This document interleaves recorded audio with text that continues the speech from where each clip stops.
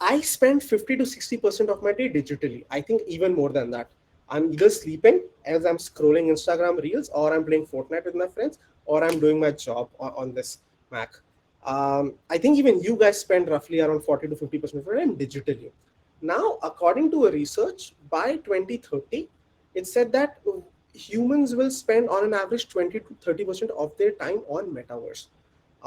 Why and how? Let's get into it.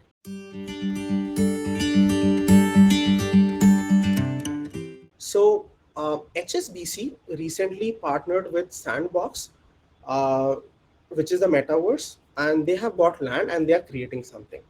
Now, why is a banking company partnering with a metaverse? What do they want to do? So, this is what the chief metaverse officer of HSBC said. He said that they want to promote financial literacy through gamification in metaverse. I'm like, okay, wow. Why do you want to promote literacy inside the metaverse? You can make content, make articles, make reels, etc. Now, the problem is the next set of customer that HSBC wants to target is Gen Z, anybody who's been born after 1999. And the attention span of these users is very low. I would say even my attention span is very low because of continuously scrolling through reels and seeing new content on Instagram. Like the dopamine hits you differently. So uh, for these users, it's more important to engage them in activities. Now, I am someone who did not understand finance well in my life. One thing which taught me a lot of finance and the importance of holding financial assets is by playing Monopoly. I used to play Monopoly. I used to buy the best assets out there and used to get a lot of rent and used to win a lot of times. And I learned that while I was playing. Now, imagine HSBC making some activities, doing something, making some games around which, using which people can learn so much about finance. And I think that's crazy. That is going to be the next wave by which we'll be able to learn a lot of things, and they can use it to gamify extremely difficult concepts. People still do not understand compound interest, equities, buy now pay later, or insurance. And if gamified, HSBC can really hit a jackpot. So that's what HSBC is doing in metaverse, and that's a great example.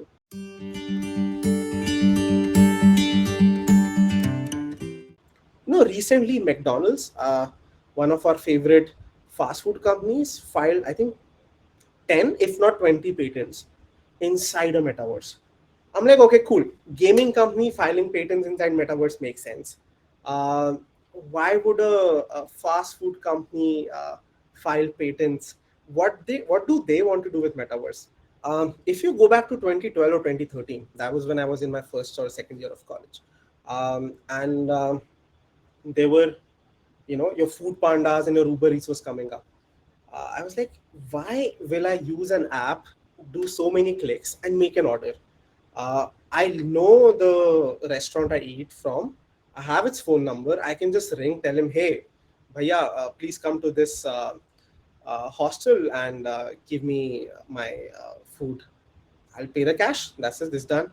Now I can't even imagine making a order using you by calling someone. Like I know some people still might do, but your Swiggy's and the Zomatos of the world have taken up. They have billions of dollars in valuation. Zomato is also losing some. If you are an investor in Zomato, I'm so sorry for you. But that's what happened. Now, according to the research that I stated earlier, that 20 to 30% of time is going to be spent inside a metaverse. McDonald's wants to create a very immersive and a continuous experience. So most probably we are going to experience a metaverse with AR and VR headsets on our head. Let's say we have our headsets all around us and I'm hungry. I wouldn't want to remove my headset while I'm engrossed in a great activity and order from a Zomato or a Swiggy.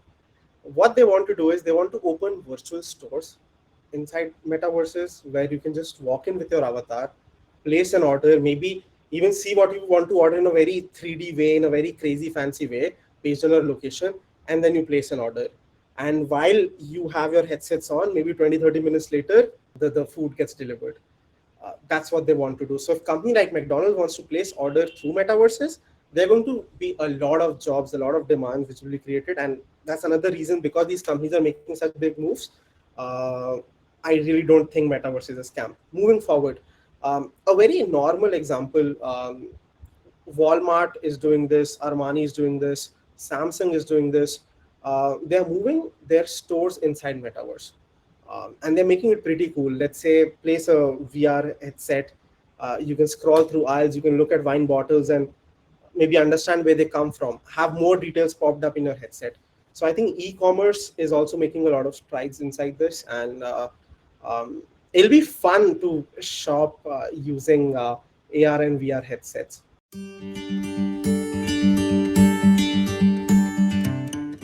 Another great example is Samsung. So, are there any Android fans out there? The flagship Android phone almost every year is Samsung S series. In February 2022, when the new Omicron wave was hitting up, Samsung wanted to launch S22, um, but they cannot host a town hall or a big event because of COVID. So they resorted to launching S22 inside Metaverse. A37X Experience Store, that is an experience store which Samsung has in New York, and the phone was launched inside a metaverse. Like people could go talk to each other, do some activities, and the reason that and the incentive was, if you come to the A37X Experience Store inside the metaverse event and complete some activities, you will get some virtual skin for your avatars. Now, it did not go as well as they wanted to. Felt like I'm watching a Zoom call while I'm inside a metaverse. And that's not great. It's not the best of the best experience. I think one thing which companies need to learn is they cannot take everything and put it in the metaverse just because the metaverse is out there.